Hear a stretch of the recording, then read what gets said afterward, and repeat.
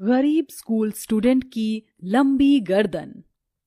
प्रीति बेटा, उठ जाओ, तुम्हारे स्कूल जाने का समय हो गया है। नहीं माँ, मैं स्कूल नहीं जाऊंगी। क्यों बेटा? मेरी गुड़िया रानी को तो स्कूल जाना बहुत पसंद है, तो आज वो स्कूल क्यों नहीं जाना चाहती? माँ पापा, स्कूल में हर कोई मेरी छोटी गर्दन का मजाक उड़ाता है और सब मुझे बिना गर्दन वाली कहकर चिढ़ाते हैं। प्रीति बेटा, कुछ लोगों का तो काम ही होता है दूसरे लोगों को परेशान करना, लेकिन इसका मतलब ये नहीं कि आप हार मान जाओ। तुम्हारी माँ बिल्कुल ठीक कह रही हैं, और मेरी गुड़िया रानी को तो पढ़ लिख कर बड़ी ऑफिसर बनना था ना। अगर मेरी गुड़िया रानी स्कूल नहीं जाएगी तो वो अफसर कैसे बनेगी? हाँ। हेमा रमन प्रीति के आंसू साफ करते हैं, जिसके बाद प्रीति स्कूल के लिए रेडी होती है और रोज की तरह रमन अपनी साइकिल पर प्रीति को स्कूल छोड़ने जाता है। प्रीति जैसे ही अपनी क्लास में जाती है, देखो देखो, हमारी क्लास की छोटी गर्दन वाली आ गई। ए छोटी गर्दन वाली, तूने आज भी अपनी यही पुरानी फटी हुई यूनिफॉर्म ही पहनी है? मेरे माँ पापा के पास इतने पैसे नहीं है कि वो मुझे नई यूनिफॉर्म दिला सके। अगर यूनिफॉर्म खरीदने की औकात नहीं है तो तू इस स्कूल में क्या कर रही है? इतना कहकर शेफाली और मयंक मिलकर बेचारी प्रीति का बैग छीनकर उसे क्लास में रखी अलमारी के ऊपर फेंक देते हैं। ये तुम लोगों ने क्या किया? मेरा बैग इतनी ऊपर क्यों फेंक दिया? अब मैं पढ़ाई कैसे करूंगी? अगर इतना ही पढ़ाई करने का शौक है तो खुद जाकर अलमारी से उतार ले। लेकिन मैं तो ये भूल ही गया, तेरी तो गर्दन ही नहीं है, अपना बैग तू देखेगी कैसे? क्लास के सभी बच्चे प्रीति की छोटी गर्दन का मजाक उड़ाते हुए उस पर हंसने लगते हैं। प्रीति के क्लासमेट के साथ साथ प्रीति की क्लास टीचर श्रुति का भी प्रीति के लिए बर्ताव बिल्कुल भी अच्छा नहीं था। स्टूडेंट्स, सबने लिख लिया? अब मैं इसे इरेज करने जा रही हूँ। 2 मिनट टीचर, मैंने अभी नहीं लिखा है। मुझे बोर्ड पर ऐसे लिखे हुए पूरे 10 मिनट हो चुके हैं और तूने अभी तक इसे लिखा ही नहीं। क्लास में बैठे बैठे तू इतनी देर से कर क्या रही है? टीचर, आपने मुझे इन सभी स्टूडेंट्स के पीछे बिठाया है, इसलिए मुझे ठीक से ब्लैक बोर्ड दिखाई नहीं देता। तो तू क्या चाहती है, मैं तुझे यहाँ फ्रंट बेंच पर बिठाऊं ताकि तेरी छोटी गर्दन को देख देख कर मेरा मूड खराब हो जाए? न जाने स्कूल वाले भी कैसे कैसे गरीब और बेकार बच्चों को एडमिशन दे देते हैं। टीचर, अगर मेरी छोटी गर्दन है और मैं गरीब हूँ तो इसमें मेरी क्या गलती है? मैं भी तो इन सभी स्टूडेंट्स की तरह आपकी स्टूडेंट हूँ। तो अब तू मुझसे जुबान लड़ाएगी? श्रुति अपनी टेबल पर रखी हुई छड़ी उठाती है और सीधा प्रीति के पास जाकर उसे बेरहमी से मारना शुरू कर देती है। बहुत दर्द हो रहा है। छोड़ दीजिए मुझे। आज तो मैं तुझे नहीं छोड़ूंगी। बड़ा शौक है ना तुझे मुझसे जुबान लड़ाने का? श्रुति प्रीति को मार मार कर उसके हाथ पैर लाल कर देती है। प्रीति को ऐसे दर्द से रोता देख सभी बच्चे उस पर हंसते हैं। प्रीति को इतना मारने के बाद भी श्रुति नहीं रुकती और प्रीति से ग्राउंड के पूरे कड़ी धूप में 50 चक्कर लगवाती है, जिससे प्रीति की हालत और खराब हो जाती है। प्रीति के लिए ये सब कुछ नया नहीं था। हर दिन प्रीति को उसकी क्लास में इन्हीं सब चीजों का सामना करना पड़ता था। स्टूडेंट, आज की क्लास यहीं खत्म होती है। ए छोटी गर्दन वाली, हमारे जाने के बाद सारी क्लास को अच्छे से साफ कर देना। मैं? और नहीं तो क्या, फीस तो तेरी कभी टाइम पर आती नहीं, इसलिए अब से तू रोज क्लास की सफाई करेगी। और अगर ये बात तूने किसी को भी बताई ना तो तेरी ये जो बची कुची गर्दन है ना, इसे भी खत्म कर दूंगी। सभी स्टूडेंट्स और टीचर क्लास से चले जाते हैं, जिसके बाद बेचारी प्रीति देर तक स्कूल में रुककर अपनी सारी क्लास को साफ करती है। प्रीति रोज रोज के इन अत्याचारों को सहकर थक चुकी थी। सारी क्लास साफ करने के बाद प्रीति रोते हुए एक जंगल में चली जाती है और बड़ी सी चट्टान पर बैठकर खूब रोती है। भगवान जी, आपने क्यों मुझे इतनी छोटी गर्दन दी? सब लोग मेरा कितना मजाक उड़ाते हैं। मैं तो बस पढ़ लिख कर अपने माँ पापा का नाम रोशन करना चाहती हूँ, लेकिन हर कोई मुझे परेशान करता है। प्रीति चट्टान पर बैठी रो ही रही होती है कि तभी उसके पीछे की झाड़ियों में से कुछ आवाज आने लगती है। कौन है वहाँ? सामने आओ मेरे। प्रीति जैसे ही झाड़ियों को हटाती है तो देखती है कि वहां एक शेर जख्मी हालत में पड़ा है। शेर का एक पंजा शिकारी के बिछाए हुए जाल में फंस गया है, जिससे शेर के पंजे से काफी खून निकल रहा है।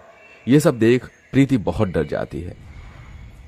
शेर, भागो यहाँ से। मुझे ऐसी हालत में छोड़कर मत जाओ। ये शेर बोल सकता है? हाँ, मैं बोल सकता हूँ। मेरी मदद करो और मेरा हाथ इस जाल से बाहर निकालो। प्रीति को शेर से डर तो काफी लग रहा था, लेकिन उसे इतनी तकलीफ में देख प्रीति अपने डर पर काबू रखती है और जाकर उस शेर का हाथ उस पिंजरे से निकाल देती है और देखते ही देखते शेर का जख्म अपने आप भर जाता है। ये क्या, तुम्हारे जख्म अपने आप कैसे ठीक हो गए? क्योंकि मैं एक जादुई शेर हूँ। तुमसे पहले यहाँ से कई लोग गुजरे, लेकिन किसी ने भी मेरी मदद नहीं की। आओ, तुमने इतनी छोटी होकर भी मेरी मदद की, इसलिए अब मैं तुम्हारी मदद करना चाहता हूँ। बताओ, तुम्हें क्या परेशानी है? शेर के पूछने पर प्रीति उसे अपने ऊपर हुए सारे अत्याचारों के बारे में बताती है। बस इतनी सी बात? हाँ, मैं अभी तुम्हारी इस परेशानी को हल कर देता हूँ। शेर के अंदर से एक सुनहरी चमकदार रोशनी निकलती है जो सीधा प्रीति के ऊपर जा गिरती है। अब तुम्हारी ये गर्दन कोई मामूली गर्दन नहीं, बल्कि एक जादुई गर्दन हो चुकी है। तुम जब चाहो अपनी गर्दन को बोलकर इसे लंबा कर सकती हो और छोटा भी। अब तुम्हारा कोई भी मजाक नहीं उड़ाएगा। उस शेर की बात सुन प्रीति बहुत ज्यादा खुश होती है और अगले दिन प्रीति जैसे ही स्कूल जाती है। बच्चों, सबने पूरा लिख लिया है ना? Yes teacher. ये इसने इतनी पीछे बैठकर कैसे लिख लिया? श्रुति जैसे ही पीछे मुड़कर देखती है तो उसकी आंखें फटी की फटी रह जाती हैं। प्रीति ने जादू का इस्तेमाल कर अपनी गर्दन को किसी सीढ़ी की तरह लंबा कर लिया था, जिसके चलते वो पीछे बैठकर भी आसानी से लिख पा रही थी। चुड़ैल, कल तक तो उसकी गर्दन थी नहीं और आज इसकी ये सांप जैसी गर्दन कहाँ से आ गई? क्या हुआ टीचर, आप क्या मुझसे डर गई? आज तक तो आप मुझे डराती थी और आज मैंने आपको अपनी लंबी गर्दन से डरा दिया। ये कहकर प्रीति जोर जोर से हंसने लगती है, जिसे देख श्रुति डर के मारी क्लास से भाग जाती है। अगले दिन, आज तो हमने तुम्हारा बैग फिर ऊपर फेंक दिया है, अब तुम इसे नीचे कैसे उतारोगी? अगर तुम चाहती हो कि हम तुम्हारा बैग नीचे उतार दें, तो तुम्हें हमारे जूते साफ करने होंगे। इसकी कोई जरूरत नहीं है, अब तो मैं अपना बैग खुद भी ले सकती हूँ। ऐ मेरी जादुई गर्दन, चल जल्दी से लंबी हो जा।